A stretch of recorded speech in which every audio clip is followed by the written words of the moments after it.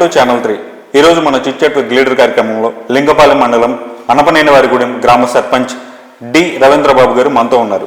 Sir నమస్కారం అండి.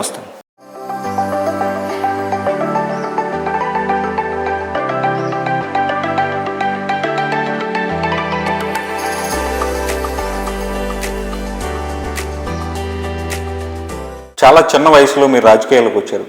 అసలు ఎందుకు రావాలనిపించింది, ఎలా వచ్చారు? 2006 సంవత్సరంలో మా విలేజ్ నుంచి, అంటే మా ఊరు నుంచి సుమారు ఒక 7-8 కిలోమీటర్ల దూరం వెళ్ళి మాకు కనీసం పోలింగ్ బూతులు కూడా ఉండేవి కాదనమాట ఈ విలేజ్లో. కేగోకవరం అనే గ్రామ పంచాయతీకి వెళ్ళి ఓట్లేసి ఉండేవారు. తర్వాత ఏం జరిగిందంటే ఆ టర్నింగ్ యాక్సిడెంట్లో 6 మెంబర్స్ స్పాట్ డెడ్, ట్రాక్టర్ బోల్తా పడి ఓట్లు వేయడానికి వెళ్ళేటప్పుడు ట్రాక్టర్ బోల్తా పడి 6 స్పాట్లో చనిపోవడం జరిగింది. సో అప్పుడు నేను ఏలూరు సిఆర్ రెడ్డి కాలేజీలో చదువుకుంటూ ఉండేవాడిని. ఏ ఇయర్లో అండి? 2006 అండి. 2006లో. ఓకే. జూన్లో. ఓకే. 2006లో. అయితే అప్పటి నుంచి ఆ ఇన్సిడెంట్ ఒక్కసారిగా మాకు అలా మైండ్లో సెట్ అయిపోయింది అనమాట. చిన్నప్పుడు జరిగింది ఇది కదా.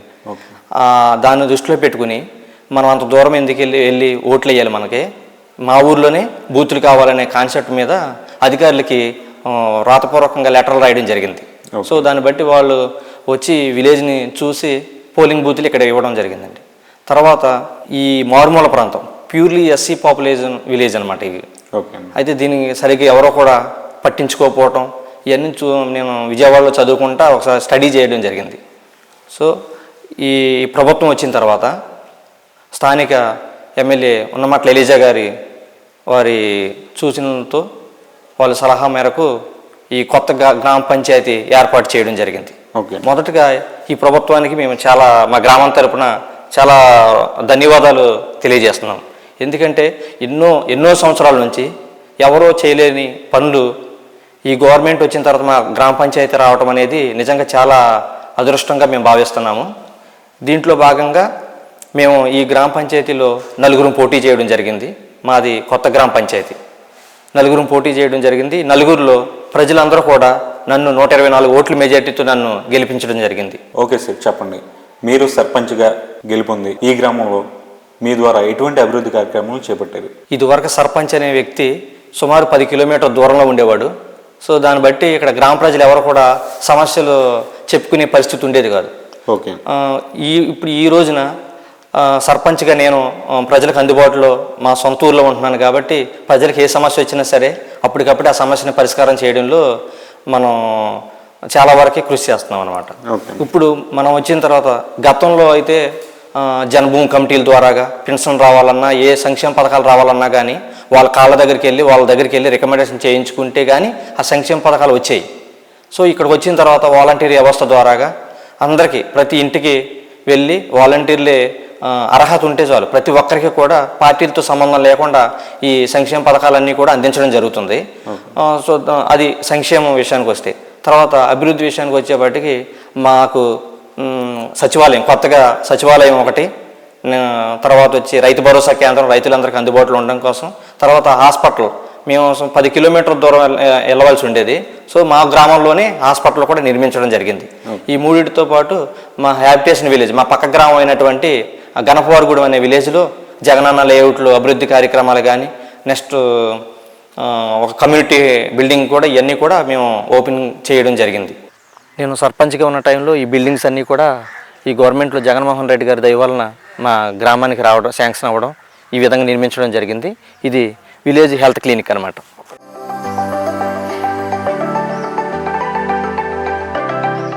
తర్వాత వచ్చి ఇది రైతు భరోసా కేంద్రం. రైతులందరికీ అందుబాటులో ఉండడం కోసం ధాన్యం, ఎరువులు కూడా అన్నీ సక్రమంగా ఉండడం కోసం రైతు భరోసా కేంద్రాన్ని ఏర్పాటు చేయడం జరిగిందండి. తర్వాత అది గ్రామ సచివాలయం అండి.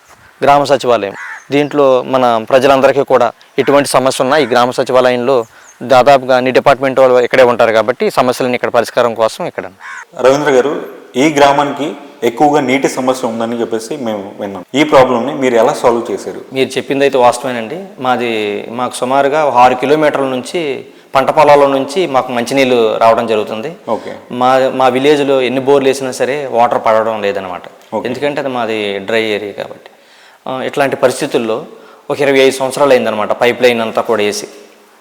1999 సంవత్సరంలో ఇప్పుడు వేయడం జరిగిందనమాట. ఓకే అండి. ఇప్పుడు 25 పీవీసీ పైప్ లైన్ భూమిలో వేసింది. సో అది ఏంటంటే దానికి కాలం అయిపోవడం వలన ఎక్కువ శాతం ఆ పైపులన్నీ డ్యామేజ్ అవ్వడం ఇట్లాంటి జరుగుతుంది. ఎక్కువ ప్రాబ్లమ్స్ క్రియేట్ అవుతుంది. ఇప్పుడు దీనికి సంబంధించి మేము కలెక్టర్ గారి దృష్టిలో పెట్టాము. ఆయన ఒక 10 లక్షలు జడ్పీజీఎఫ్ నుంచి అది ప్రాసెస్లో ఉంచారండి. తర్వాత ఎమ్మెల్యే గారి దృష్టికి తీసుకెళ్ళాము. ఎమ్మెల్యే గారు మినిస్టర్ గారికి, పంచాయతీరాజ్ మినిస్టర్ గారికి లెటర్ రాశారండి. 55 లక్షలు జలజీవన్ మిషన్లో పెట్టమని. అది గొల్లపూడి ఈఎన్సీలో ఉందండి. త్వరలోనే గ్రాంట్లు అవి మంజూరు అయితే పనులు కూడా జరుగుతాయి. ఆ సమస్య కూడా పరిష్కారం అయింది. ఇప్పుడు మీ గ్రామానికి వచ్చే రోడ్ల పరిస్థితి చాలా దారుణంగా ఉంది. ఎందుకని వాటి దుస్థితి ఎలా ఉంది? దానికి మీరు ఎటువంటి చర్యలు తీసుకోలేదా? చర్యలు తీసుకున్నామండి. గత ప్రభుత్వం పట్టించుకోవడం అయితే రోడ్ల విషయంలో ఈ రోజున మనం ఈ టాపిక్ మాట్లాడుకోవాల్సిన పరిస్థితి ఉండేది కాదు. ఈ గవర్నమెంట్ వచ్చిన తర్వాత ఇప్పుడు మీరు వచ్చిన రోడ్డుని 3 సార్లు టెండర్ వేయడం జరిగింది. 3 సార్లు టెండర్ వేసినా కానీ ఎవరో రాలేదు, టెండర్కి ఎవరు వెళ్ళలేదండి. దాన్ని మళ్ళీ మేము ఎమ్మెల్యే గారి దృష్టిలో పెట్టాం. ఎమ్మెల్యే గారి దృష్టిలో పెడితే అధికారులతో మాట్లాడి దాన్ని మళ్ళీ నాబార్డు గ్రాంట్స్లో పెట్టడం జరుగుతుందండి. ఏదైనా ఇటువంటి టైంలో నేను సర్పంచ్గా ఉన్న టైంలోనే దేవుడి దవలు ఈ పనులన్నీ కూడా నా టైంలో జరిగితే చాలా సంతోషం, ఆనందంగా నన్ను గెలిపించిన ప్రజలకి చాలా రుణపడి ఉంటానని మీ సమక్షం తెలియజేసుకుంటాను. సార్, మీ గ్రామ పరిధిలో ఎటు చూసినా డ్రై ఏరియాలో కనిపిస్తుంది. ఇక్కడ పంటలు ఏం పండిస్తారు, ఎలా పండిస్తారు? ఇక్కడ పూర్తిగా కూడా పంటలు పండించాలి అంటే వర్షాధారం మీద పండే పంటలే తప్ప మాకు ఎటువంటి ప్రాజెక్ట్ నీళ్ళు కానీ బోర్లు కానీ ఏమీ లేవండి. పూర్తిగా చెరువులు కూడా ఎండలు వస్తే చెరువులు కూడా ఎండిపోయే పరిస్థితి అనమాట. సో కాలం అంతా అనుకూలిస్తే పంటలు అంతా పండుతాయండి. ఇక పండితే మామూలుగా ఉంటాం, లేదంటే కనుక పనులకి వెళ్ళి జీవనాధారం సాగిస్తారు. ఇక్కడ ప్రధానమైన పంటల్లో వరి, మొక్కజొన్న, ప్రత్తి ఈ 3 వ్యవసాయాలు చేస్తారండి. ఈ కాలువలు ఇవి ఉంటాయి కండి, అవి ఏమీ రావండి. మా పక్కనే ఎర్రకాల ఎత్తిపోతల పథకం ఉందండి. అవి ఎంతవరకు ఏంటంటే మాకు ఒక 3 కిలోమీటర్స్ గనక ఆ పైప్ లైన్ కనుక ఎక్స్టెన్షన్ చేశారు అంటే కనుక మా గ్రామం కూడా సస్యావనం అవుతుందండి. మేము కూడా 2 పంటలు పండించుకోవడానికి కూడా అవకాశం ఉంటుందండి. దాని సమస్యని ఎమ్మెల్యే గారి దృష్టికి మేము తీసుకెళ్ళామండి. అది అంతా కూడా ఒక ఆయకట్టు పరిధిలో ఉన్నటువంటి అంశం అని చెప్పి వాళ్ళు మాట్లాడుతున్నారండి. 2-3 నెలల్లో ఎన్నికలు అనేది స్టార్ట్ అవుతున్నాయి. ఏ పార్టీ గెలుస్తుందంటారు? ఓకేనండి, ఖచ్చితంగా వైఎస్ఆర్సీపీఏ మళ్ళీ జగన్మోహన్ రెడ్డి గారే మళ్ళీ మనకి సీఎంగా గెలవడం జరుగుతుందండి. ఎందుకంటే ఆయన చేసినటువంటి ఈ నవరత్నాల్లో భాగంగా ఇచ్చినటువంటి ప్రతి హామీని కూడా 100% సక్సెస్ఫుల్గా నెరవేర్చడం జరిగింది.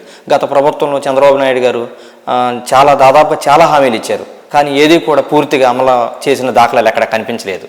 సో దాన్ని బట్టి ఖచ్చితంగా జగన్ గారే మళ్ళీ సీఎంగా వస్తారని మేము ఖచ్చితంగా కోరుకుంటున్నాం.